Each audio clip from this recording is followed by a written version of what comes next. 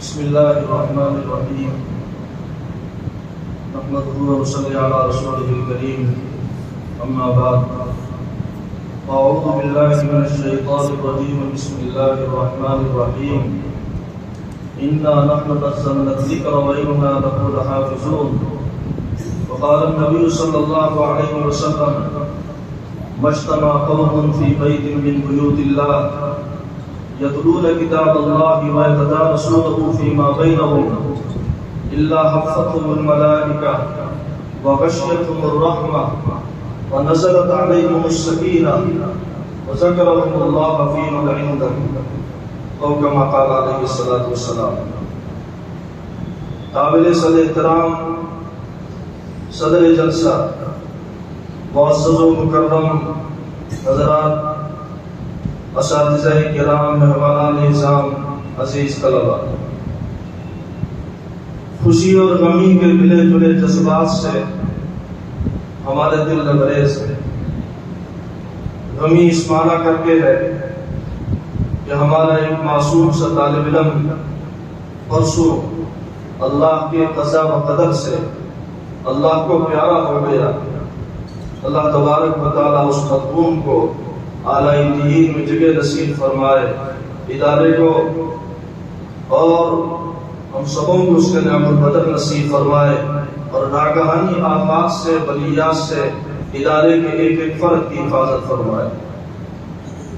خوشی اس معنی کر کے ہے اس ادارے کے کلیدی شعبہ، اس ادارے کے انتہائی ایک اہم شعبہ تحفیظ القرآن، اس کے ناظم جناب حضرت حافظ ولی محمد صاحب دامت برکاتہم اور اساتذہ کرام کی مساعی جمیلہ سے یہ شعبہ دن بدن ترقی کی راہوں پر گامزن ہے اور وسیع تر ہوتا جا رہا ہے. ایک عرصے سے یہ ضرورت محسوس کی جا رہی تھی کہ اس شعبے کے لیے الگ سے باقاعدہ تعمیر کی جائے، چونکہ ہمارا ہر شعبہ یہ تقاضا کرتا ہے کہ اس کا ایک الگ احاطہ ہو، اس کا ایک الگ نظام ہو. ہر شعبے کا انداز تدریس الگ ہوتا ہے، ہر شعبے کے تربیت کے انداز الگ ہوا کرتے ہیں، تعلیم کے انداز الگ ہوا کرتے ہیں. اللہ کا فضل ہے، اللہ کا کرم ہے، اس کے کروڑوں احسانات ہے. ہمارے مشرق محترم اور منتظمین حضرات اور اس امت کے بافیض اور توفیق حضرات کی مساعی جمیلہ سے اللہ تبارک و تعالیٰ نے شاندار ایک محل تعمیر کیا ہے جس کی نسبت قرآن کریم کے ساتھ ہے، اور اس کا افتتاح ہونے جا رہا ہے. نسبت سے بہت فرق ہو جاتا ہے.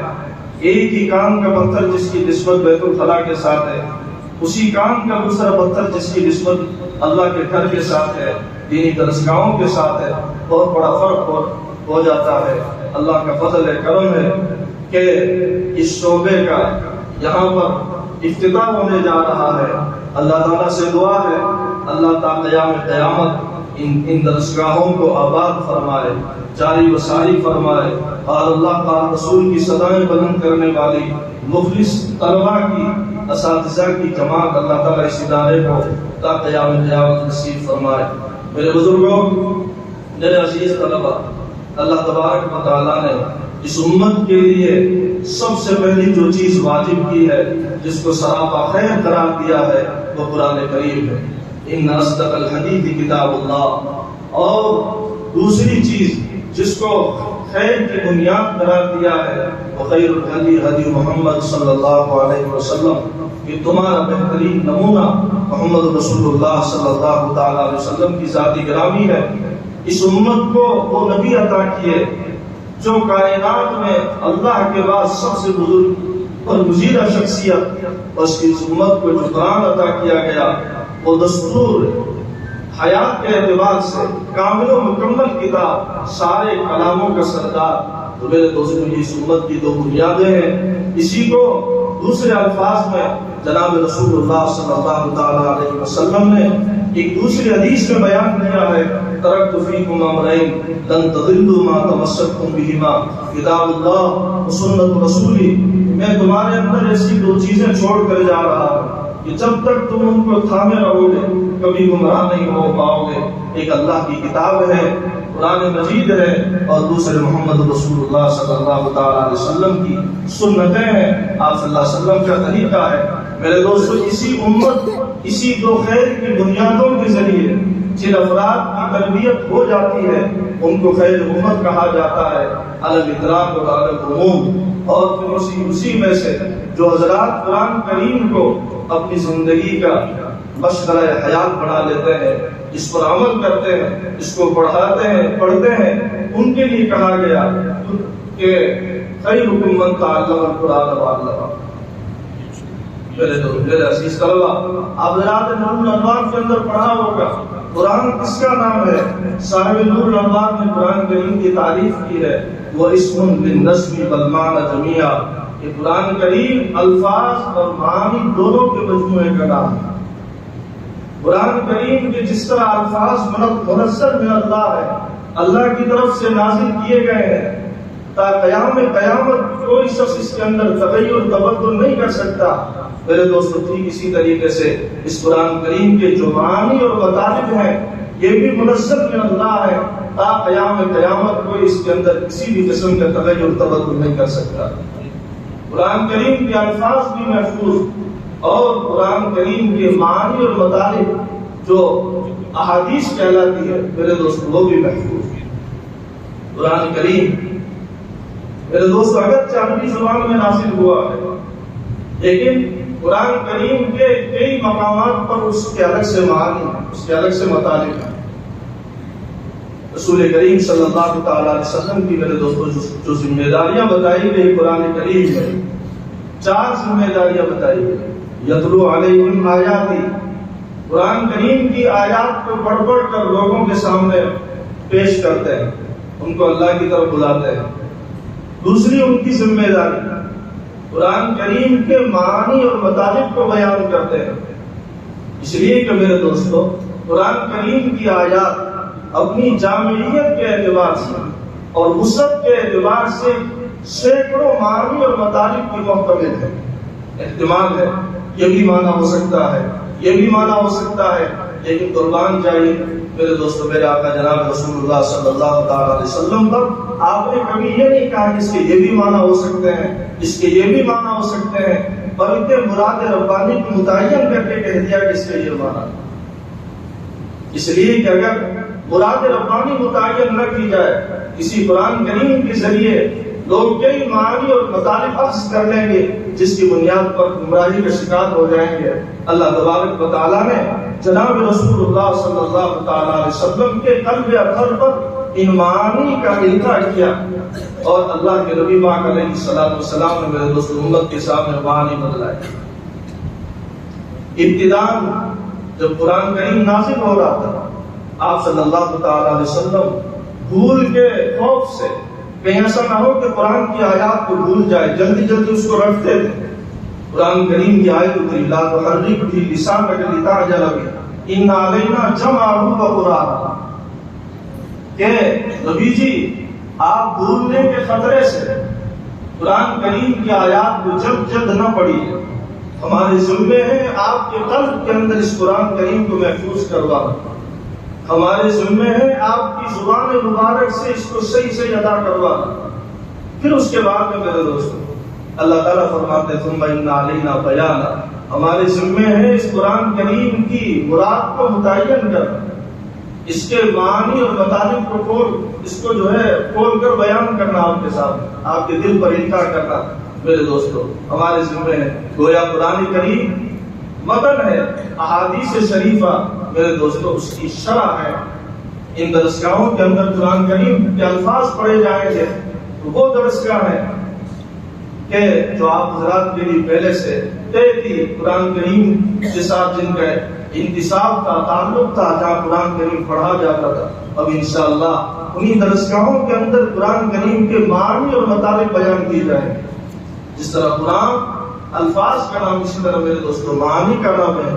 مجھے یاد پڑتا ہے ایسا امام اعظم ابو حنیفہ علیہ رحمہ کا شروع کے اندر مذہب یہ تھا کہ نماز کے اندر اگر کوئی آدمی کوئی الفاظ عربی پر نظم عربی پر قدرت نہیں رکھتا، فارسی زبان میں اس کی تلاوت کر دیتا ہے، اس کی نماز ہو جائے گی۔ انشاءاللہ ان درسگاہوں کے بنانے والوں کو جنہوں نے اپنا قیمتی ذخیرہ قیمتی سرمایہ ادارے کے حوالے کر کے ان درسگاہوں کو بنایا تھا، ایسا نہیں کہ وہ دار اقامہ بنا دی جائے گی، بلکہ انشاءاللہ اسی قرآن کریم کے معانی اور مطالب وہاں بیان کیے جائیں گے۔ الفاظ بھی قرآن ہے، معانی اور مطالب بھی قرآن ہے۔ اس لیے کہ میرے دوستو، اگر حضور پاک علیہ السلام صرف الفاظ بیان کرتے تھے تو مراد ربانی کبھی متعین نہیں ہو سکتی تھی۔ نماز کے معنی دعا کر لینا، لغت کے اعتبار سے اگر کوئی آدمی دعا کر دیتا ہے تو کہا جاتا ہے، کہہ دیا جا سکتا ہے کس نے دعا کی، لیکن قرآن نے اس کے الگ سے معنی بتلائے، لغت کے معنی کو چھوڑ کر اس کے معنی کیا ہے الگ سے بتائے۔ زکات کے معنی پاک کر دینا، کوئی آدمی اپنے چہرے کو دھولے، ہاتھ کو دھولے، کہہ دیا جا سکتا ہے لغت کے اعتبار سے اس نے زکات ادا کر لی، لیکن قرآن کے زکات کے کیا معنی بتلاتا ہے ہم سب جانتے ہیں۔ میرے دوستو، شروع کے اندر جب روزے فرض کیے گئے اس وقت کا یہ حال تھا کہ جب رات کے وقت میں آنکھ کھلے اس وقت سے لے کر افطار تک روزہ، بعد میں تخفیف کر دی گئی، کلوا واشربوا حتی یتبین لکم الخیط الابیض من الخیط الاسود من الفجر، کھاؤ پیو جہاں تک کہ سفید دھاگا سیاہ دھاگے سے ممتاز نہ ہو جائے۔ صحابہ نے اس کی مراد سمجھنے کے اندر اجتہاد کیا۔ حضرت علی رضی اللہ تعالیٰ عنہ دو دھاگے، ایک کالا دھاگا ایک سفید دھاگا اپنے تکیے کے نیچے رکھ لیا۔ وہ اس وقت تک کھاتے تھے جب تک کہ کالا اور سفید دھاگا اس کے درمیان امتیاز نہ ہو جائے، اور ایسا کب ہوتا ہے؟ صبح صادق کے تقریباً 15-20 منٹ بعد۔ لیکن چونکہ مراد ربانی نہیں تھی، اس وجہ سے صحابہ کرام کے قلوب منشرح نہیں ہوئے۔ نبی کریم علیہ السلام کی خدمت عالیہ کے اندر یہ بات پہنچی، آپ نے فرمایا علی تم کیا کرتے ہو؟ حضرت علی کرم اللہ وجہہ نے عرض کیا کہ اللہ کے رسول میں ایسا کرتا ہوں۔ آپ مسکرائے اور فرمایا علی تیرا تکیہ بھی عجیب ہے، یہ رات اور دن دونوں کو اپنے نیچے چھپا لیتا ہے، خیط ابیض سے مراد دن ہے اور خیط اسود سے مراد رات۔ پھر آپ نے فرمایا اس سے یہ مراد نہیں ہے، صبح کاظم صبح صادق سے ممتاز ہو جائے اس وقت کھانا بند کر۔ تو میرے دوستو، قرآن کریم کے الفاظ بھی منزل من اللہ، قرآن کریم کے معانی اور مطالب بھی منزل من اللہ۔ اگر ایسا نہ ہوتا تو بہت خطا ہو جاتی۔ اور تیسرا میرے دوستو، نبی کریم علیہ السلام کی جو ذمہ داری بتلائی گئی، حکمت عملی کر کے بھی دکھلانا، اعمال کی حیثیت کو امت کے سامنے کر کے بھی دکھلانا، اور اس کا حکم ہے صلو کما رأیتمونی اصلی، ایسے نماز پڑھو جیسے مجھے نماز پڑھتے ہوا دیکھتے ہو۔ چوتھی نبی کی ذمہ داری میرے دوستو، اگر دماغوں کے اندر کجی ہو، دلوں کے اندر فطور ہو، صحیح معنی عرض نہیں کیا جا سکتا، صحیح معنی عرض کیا بھی جا سکتا ہے تو اس عمل پر جمع نہیں جا سکتا۔ اس کے لیے نبی کی چوتھی ذمہ داری کہ قلوب کی مجائی کرے، امت کے قلوب کو صاف کرے، ان کی جو ہے قلوب کا تصفیہ کریں، تاکہ معانی اور مطالب کو صحیح سمجھنے کے ساتھ ساتھ جو ہے اس پر مستقیم بھی ہو جائے، اس کو جم جائے، عملاً اس کو قبول بھی کر لیں۔ بہرحال میرے دوستو، بہت بابرکت ہیں، بابرکت درسگاہ ہے، اور آپ حضرات بھی بہت مبارک متبرک ایک طبقہ ہے امت کا، جن کی نسبت میرے دوستو اللہ کے کلام کے ساتھ ہے۔ میں نے حدیث پڑھی، اندازہ لگا میرے دوستو اللہ کے تمہارا کیا مقام ہے۔ اللہ کے گھروں میں سے جس گھر میں لوگ جمع ہو کر قرآن کریم کی تلاوت کرتے ہیں، اس کا سیکھنا سکھانا کرتے ہیں، اللہ تعالیٰ اس کے 4 انعام دیتے ہیں۔ رحمت ان پہ نازل ہوتی ہے، سکینہ ان پر چھا جاتا ہے، فرشتے اپنے پروں سے ایسی قوم کو، ایسے طبقے کو تھام لیتے ہیں، اور سب سے بڑا امتیاز یہ ہے اللہ تعالیٰ فرشتوں کے سامنے ان پڑھنے اور پڑھانے والوں کو ذکر خیر کرتے ہیں۔ میرے دوست، اس سے بہتر کیا ہو سکتا ہے؟ اس لیے آپ سے درخواست ہے آپ خوب اس میں لگیے، ان درسگاہوں کا ادب احترام کیجیے، قرآن کریم کا ادب احترام کیجیے۔ بہت ہی مبارکبادی کے مستحق ہیں ہمارے ادارے کے مشرق و مکرم حضرت محکیم صاحب عالم اللہ دامت برکاتہ، حضرت محکیم صاحب دامت برکاتہ، کہ جن کی دعاؤں سے اللہ تبارک و تعالیٰ اس ادارے کو دن دو رات چوگنی ترقیات سے مالا مال کرتا ہے۔ نائب محکیم خادم القرآن حضرت الحاج حافظ الدین محمد صاحب دامت برکاتہ کو ان کی لگن اور کوشش ہر وقت یہ ہوتی ہے کس طرح یہ ادارہ آئے دن ترقی کے راہوں پر گامزن ہو۔ ادارے کے نائب محکیم ناظم تعمیرات جناب حافظ عبید اللہ صاحب دامت برکاتہ کہ جن کے ذہنی اختراعات اور ایجادات سے یہ حسین قلعہ تعمیر ہوا ہے، اللہ تعالیٰ ان حضرات کی زندگیوں میں برکتیں نصیب فرمائے۔ اسی طرح مبارک بادی کے قابل ہیں ناظم شعبہ تنظیم و ترقی جناب مولانا محمد ارشد صاحب دامت برکاتہ، ناظم مالیات جناب منشی فتح محمد صاحب دامت برکاتہ، اسی طرح جنہوں نے بھی جو ہے اس قلعے کی تعمیر کے اندر جس طرح کا بھی تعاون کیا وہ سب قابل مبارکباد ہے۔ ہمارے مولانا رحمت اللہ صاحب، مولانا اسماعیل صاحب دامت برکاتہ، مولانا عبدالحکیم صاحب جو ادھر ادھر سفر کر کے ماشاءاللہ خاص کر اس جو ہے تحفیظ القرآن کی تعمیر کے سلسلے میں ناگور کی گوری برادری حافظ عبد القیوم صاحب دامت برکاتہ مرحوم حافظ عبد القیوم صاحب مرحوم کی اولاد کہ جنہوں نے اپنے والد ماجد کے انتقال پر بہت اچھا فیصلہ لیا، ارب پتی لوگ بہت کچھ کر سکتے تھے اپنے والد کے پیچھے نام و نمود کے طور پر، اللہ تعالیٰ ان کو خوب خوب جزائے خیر دے۔ انہوں نے فیصلہ لیا کہ ہمیں ساری رسم و رواج سے اس موقع پر اپنے آپ کو بچانا ہے اور والد کے لیے صدقہ جاریہ کے طور پر قرآن کریم کی حفظ کی کلاسیں جا بجا قائم کرنی ہے۔ وہ لوگ یہاں آئے، اللہ تعالیٰ ان کو خوب خوب جزائے خیر دے۔ کئی درسگاہوں پر 5-6 درسگاہوں پر انہوں نے انتظام کیا، اللہ تعالیٰ ان کے جان میں مال میں خوب خوب برکتیں نصیب فرمائے۔ ایک بہترین نمونہ امت کے سامنے پیش کیا ہے۔ ہمیں بھی چاہیے کہ ہم بھی اپنے مرحومین کے لیے صدقہ جاریہ کے طور پر جہاں تک ہو سکے کار خیر کے اندر حصہ ہے۔ نبی پاک علیہ السلام کی حدیث ہے انسان جب دنیا سے چلا جاتا ہے تو اعمال نامہ ٹھپ ہو جاتا ہے۔ 3 اشخاص ایسے ہیں جن کے اعمال کا سلسلہ جاری و ساری رہتا ہے، اس میں سے ایک وہ شخص کی جس نے صدقہ جاریہ کے طور پر وہ چیز بنائی۔ اسی طریقے سے اس ادارے کی جو پہلی تحفیظ القرآن کی درسگاہ ہے، یہ جن جو حضرات نے اس نسبت میں پیسہ دیا تھا، لیکن اصل ہے ادارے کے تقاضوں کے مطابق درسگاہوں کا استعمال مزدوری کے پیش نظر انشاءاللہ ان کو اس سے پہلے سے زیادہ ثواب ملے گا، اس لیے کہ تحفیظ القرآن کے بچے یہاں رہ کر جس جو انتظامیہ چاہتی ہے کہ ان کا شاندار نظم ہو، ان کا شاندار جو ہے تعلیم تربیت کا انوکھا اور معیاری اور مثالی انداز ہو، اس کے مطابق کریں گے تو انشاءاللہ ان کو اس سے بھی زیادہ ثواب ملے گا۔ اور وہ ساری کی ساری درسگاہ ہے، جیسے میں نے پہلے بتایا قرآن کریم الفاظ کا بھی نام ہے، قرآن کریم معانی کا بھی نام ہے۔ انشاءاللہ قرآن کریم کے معانی یعنی احادیث مبارکہ اور طیبہ ان کے اندر پڑھائی جائے گی۔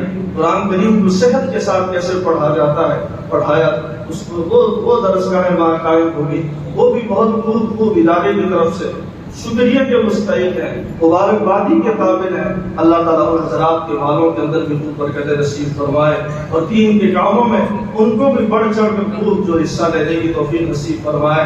ادارے کے انتظامیہ، اساتذہ، ادارے کی شورا اور ادارے کے معاونین، ادارے کے محبین، سب کے سب جو ہے قابل مبارکباد ہیں۔ اللہ تعالیٰ ہمارے اکابر بھی جو اپنی قبروں میں جا کے سو چکے ہیں، جن کے دل کے اندر ارمان تھے تحفیظ القرآن کی الگ درسگاہیں ہوں، اللہ تعالیٰ ان کی قبروں کو بھی بہت بہت دور سے منور فرمائے۔